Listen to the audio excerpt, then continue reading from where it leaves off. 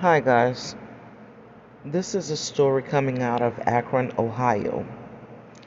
25-year-old Jayland Walker was fatally shot by Akron, Ohio police. Since then, they have decided to cancel the 4th of July celebration because they expect protesting going on tomorrow, which is the 4th of July. Now, this incident arises out of what should have been a routine traffic stop, but it turned deadly. So let's go ahead on and listen to what they have to say. A city cancels its July 4th celebration. After a black man is killed by police, a city cancels its July 4th celebration. News by Timothy Bella. Days after a black man was killed by police officers who reportedly fired almost 100 rounds during a chase that started as a traffic stop, officials in Akron, Ohio, announced that the 4th of July celebration was canceled in response to a fatal shooting that has rocked the city this week. Police tried to pull over Jayland Walker, a 25-year-old DoorDash driver, for a traffic infraction early Monday, authorities said. The Akron Police Department said that during the pursuit, Walker fired a gun from outside the vehicle, a claim that Walker's family has refuted. As he kept driving away from police, Walker jumped out of his vehicle and was chased by officers on foot, according to authorities.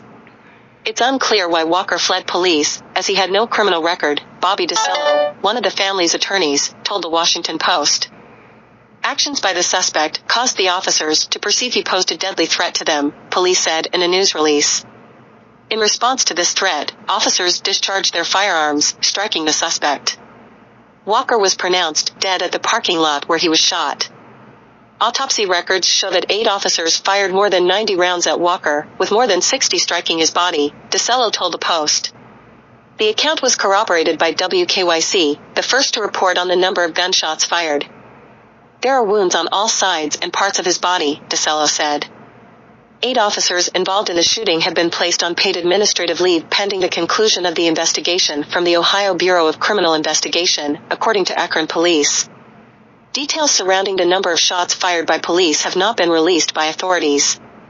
The officers have not yet been publicly identified. A weapon was recovered from inside Walker's car, according to police. DeCello said there is no evidence showing that the firearm was in the car or that the firearm was discharged at an officer.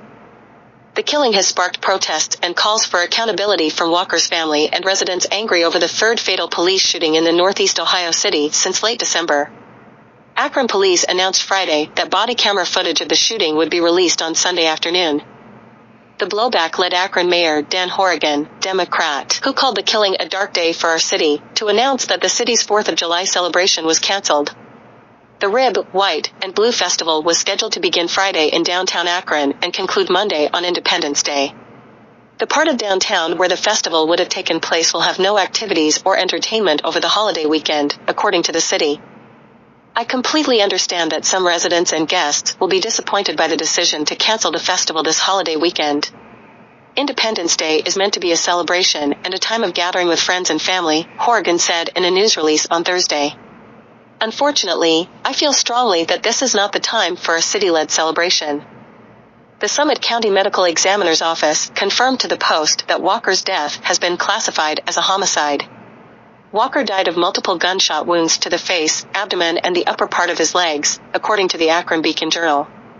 Denise DiNapoli, a spokesperson for the medical examiner, told the Post that the homicide classification refers to the medical term indicating death at the hands of another and is not a legal conclusion. As it is with every investigation, the goal of the Summit County Medical Examiner's Office is to be able to provide an accurate assessment of the injuries sustained by Mr. Walker, DiNapoli said. The autopsy report is expected to be released next week. More than 1,040 people have been shot and killed by police in the last year, according to data tracked by the Post. Although half of those people were white, Black Americans are shot at a disproportionate rate. They account for less than 13% of the U.S. population, but are killed by police at more than twice the rate of whites. Hispanics are also killed by police at a disproportionate rate. Before working for DoorDash, Walker had worked for Amazon, DeCello said at a Thursday news conference. The Akron native's high school sweetheart died in a car crash last month, DeCello told the Post. Authorities said the incident began at around 12:30 a.m. Monday. When Walker got out of the moving car during a pursuit that lasted several minutes, he ended up in the parking lot for Bridgestone America's Center for Research and Technology, police said. After Walker was shot, police said, officers immediately summoned for EMS2 as they began administering first aid until the arrival of paramedics. Once the state's investigation is complete, the case will be handed over to the Ohio Attorney General's office for further review before being presented to the Summit County Grand Jury for evaluation, police said.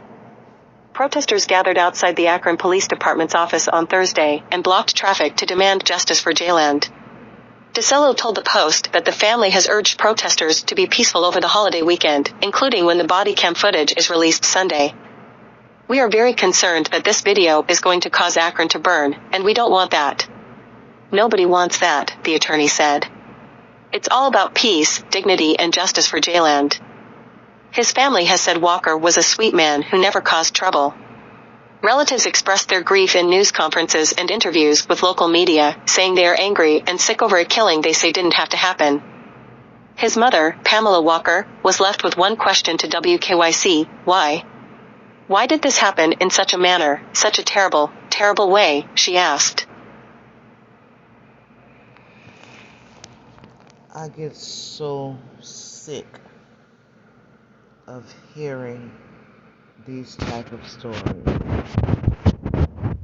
For the life of me, I will never understand how these police officers cannot use proper judgment in these incidences. Close to 100 rounds fired, with 61 of them hitting this young man's body. It was stated that there was a gun in the car, but it doesn't appear to have been pointed at the officers, nor does it appear that that gun was fired. So the shot that those police officers thought they heard, did they think they heard them? Or did one impulsive officer fire his gun just sporadically, causing the other officers to respond to that shot fired? We need answers coming from the police chief of this department. You would think that there have been changes made in the police departments all across this world since the death of George Floyd, where we saw an officer kneel on this man's neck for the better part of 8 minutes. 8 minutes and 46 seconds to be exact. Since that time, it was promised to the American people all over the world that more training would be done, sensitivity training as it relates to these incidences. But as we can see, that behavior from the police departments continue to show up and rear its ugly head, killing these young men. It's totally disgraceful. and out of touch with humanity.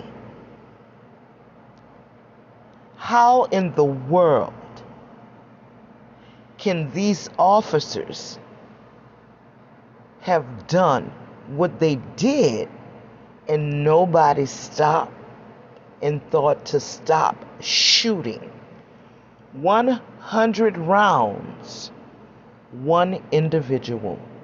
100 rounds, one human being, shot over 61 times in the face, on his torso and legs.